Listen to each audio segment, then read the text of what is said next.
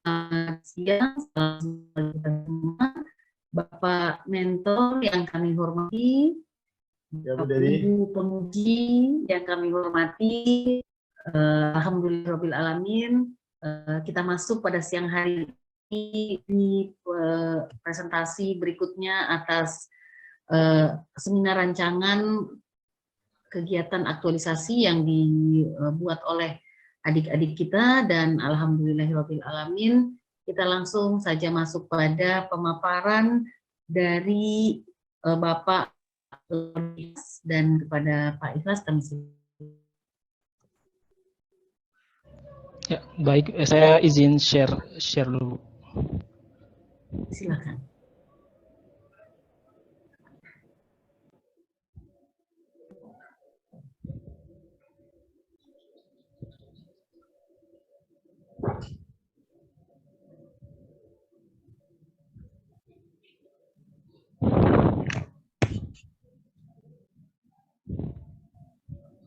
Ya. Baik. Bismillahirrahmanirrahim. Assalamualaikum warahmatullahi wabarakatuh. Ya, perkenalkan nama saya Laudi Ikhlas Syarullah Yunus, STMT, Jabatan Penerbit Muda tingkat 1, Unit Kerja Universitas 19 November Kolaka, Instansi Kementerian Pendidikan, Kebudayaan, Riset dan Teknologi, nomor daftar hadir 21 ya. Pertama-tama saya ucapkan terima kasih kepada mentor saya, Profesor Dr. Rustin Hadanu, SPD MSc, dan penguji, Ibu Penguji Dr. Marlina Ayu Sanusi, SSTPMP, dan Ibu Coach Niputu Dewi SME yang sempat hadir pada seminar rancangan aktualisasi ini.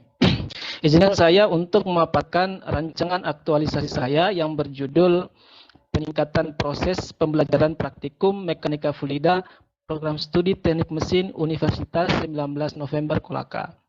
Ya. Adapun latar belakang dari diambilnya judul ini, yang pertama adalah Undang-Undang Nomor 5 Tahun 2014 tentang ASN menjelaskan mengenai profesi ASN sebagai instansi pemerintah. Kemudian Perundang-undangan Nomor 25 Tahun 2019 mengenai fungsi ASN sebagai pelayan publik, dan juga peraturan LAN nomor 10 tahun 2021 tentang Latsar CPNS yang nantinya Latsar CPNS akan bertanggung jawab dalam profesionalisme serta kompetensi bidang. Nah, sebagai ASN juga kita sebagai dosen diatur dalam Undang-Undang Nomor 12 Tahun 2012 tentang Pendidikan Tinggi pasal 12, di mana dosen itu harus mentransferkan ilmu pengetahuan dan teknologinya untuk mengembangkan potensi mahasiswa. Nah, ada beberapa data yang saya ambil dari berdasarkan kuesioner yang saya sebar, hasil survei yang saya sebar dari mahasiswa dan juga dosen di Prodi Teknik Mesin Universitas Kolaka, di mana ini survei adalah keadaan kegiatan laboratorium kami, khususnya mekanika fluida. Nah, sehingga saya mengambil isu ya, belum optimalnya proses pelaksanaan praktikum mekanika fluida Prodi Teknik Mesin USN Kolaka. Nah, isu ini saya ambil berdasarkan hasil penyaringan isu-isu yang lain dari hasil ya dari PKL ya, kemudian dari USG juga, sehingga diambillah isu yang benar-benar harus diselesaikan terlebih dahulu yang menjadi prioritas, yaitu belum optimalnya proses pembelajaran praktikum mekanika fluida ya. Nah, apa yang akan saya buat di sini yaitu membuat modul praktikum mekanika fluida. Mengapa ini harus dibuat ya? Karena jika tidak dibuat ya ini akan berdampak pada mahasiswa ya. Di antaranya dari proses pembelajaran, habis itu kompetensi, pelayanan, dan juga lulusan ya.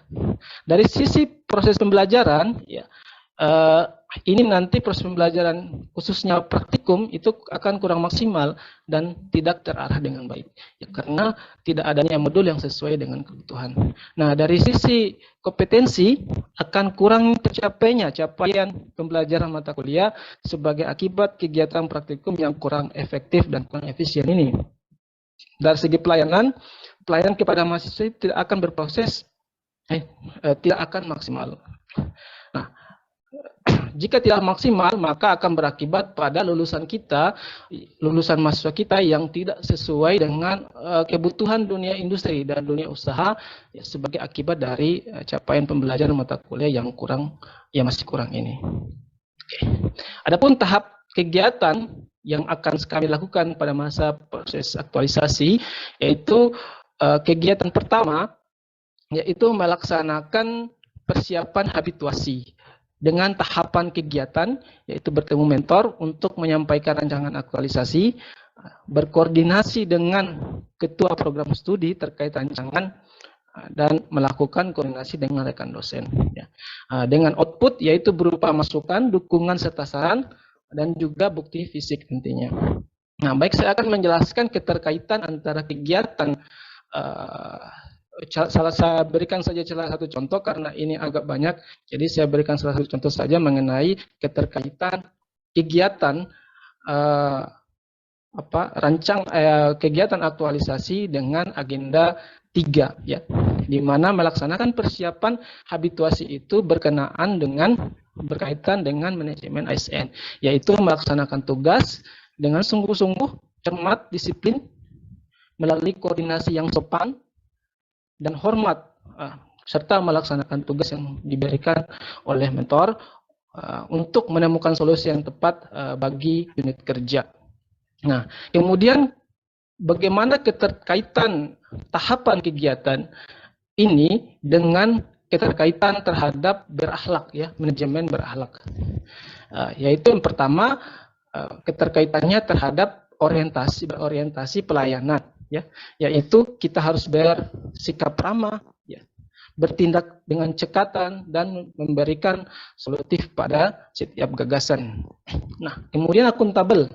Nilai akuntabel ini berkenaan dengan kedisiplinan, yaitu ketika kita mengatur jadwal, kita harus tepat pada waktunya. Kemudian harmonis, nilai-nilai harmonis ini ya, kita harus membangun lingkungan yang kondusif antara mentor, ketua prodi, dan juga dosen-dosen rekan kerja. Nah, kemudian adaptif, yaitu bertindak proaktif, yaitu aktif menghubungi mentor, aktif menghubungi pihak-pihak yang terkait, dan seterusnya. Kemudian kolaboratif, nilai-nilai kolaboratif ini yaitu nilai yang kita harus terbuka ya dalam bekerja sama untuk menghasilkan nilai tambah ya. Nilai tambah ini tentu untuk tujuan bersama. Nah, kemudian kita lanjut ke kegiatan kedua, yaitu membuat e-book ya. Apa tahapan kegiatan dari membuat e-book ini? Yang pertama melakukan studi literatur di perpustakaan maupun offline maupun online ya terkait materi. Kemudian menyusun modul praktikum mekanika fluida. Kemudian konsultasi dengan mentor terkait hasil penyusunan modul praktikum mekanika fluida serta finalisasi hasil modul. Nah, hasilnya apa? Outputnya adalah daftar literatur, kemudian hasil penyusunan modul dan juga draft hasil penyusunan modul itu sendiri serta bukti fisik ya. Oke. Kegiatan ketiga yaitu membuat modul berbasis flip dan panduan bagaimana kita membuat flip ya. Tahapan kegiatannya yaitu menyiapkan aplikasi tentunya, kemudian menginput bahan modul itu ke flip dan membuat panduan penggunaan aplikasi flip untuk mahasiswa sebagai pengguna ya. Kemudian membuat kuesioner ya, nantinya akan dievaluasi di tahapan evaluasi. Kegiatan 4, melaksanakan pembelajaran penggunaan modul praktikum mekanika fluida. Selain membuat, kita harus memberikan pembelajaran kepada mahasiswa dan juga dosen-dosen terkait. Tahapan kegiatannya bagaimana? Yaitu menjelaskan penggunaan flip dalam bentuk poster ya. Saya pilih dalam bentuk poster. Kemudian menjelaskan isi e-modulnya ya, melalui tatap muka ataupun via online. Kemudian melakukan survei pemahaman untuk mengukur pemahaman pengguna e-modul itu sendiri. Ya. Jadi kita harus survei sebagai output hasil bagaimana, apakah benar-benar tercapai apa tidak. Kemudian kegiatan kelima yaitu melakukan evaluasi hasil pembelajaran e-modul praktikum mekanika fluida. Ya. Nah, tahapan kegiatannya yaitu merekap hasil survei pemahaman dari penggunaan e-modul, kemudian kita nilai hasil surveinya, kemudian membandingkan hasil sebelum dengan sesudah melaksanakan praktikum. Ya. Kemudian membuat laporan implementasi tentang penggunaan e-modul. Nah, hasil outputnya berupa terlaksananya proses evaluasi hasil pembelajaran dan juga bukti fisik. Ya. Nah, untuk jadwal aktualisasi di bulan, insya Allah di bulan November, di minggu pertama, kedua, dan ketiga ya. Di minggu pertama kita melaksanakan persiapan habilitasi. Minggu ke-1 dan ke-2 membuat e-book. Minggu ketiga di minggu keduanya lagi bisa langsung membuat e-modul praktikum ya. Nah, kemudian minggu ketiga kita melaksanakan pembelajaran penggunaan e-modul itu ya. Dan minggu ketiga dan keempat ya bisa berbarengan melakukan evaluasi hasil pembelajaran e-modul praktikum mekanika fluida. Ya. Saya kira demikian hasil pemaparan rancangan aktualisasi saya. Saya ucapkan terima kasih. Wassalamualaikum warahmatullahi wabarakatuh. Saya kembalikan kepada coach ya. Terima kasih banyak atas pemaparannya Bapak Ikhlas, dan mohon izin untuk di stop share.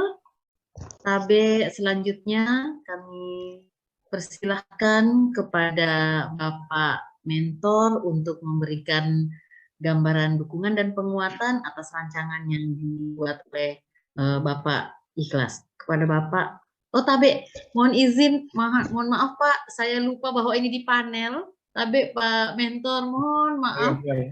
Tabe ya. Bu Dewi silakan. Menyilahkan kepada Adik Sri Haryati untuk memaparkan rancangannya. Mohon maaf Pak. Tabe silakan. Terima kasih Coach. Mohon izin share screen.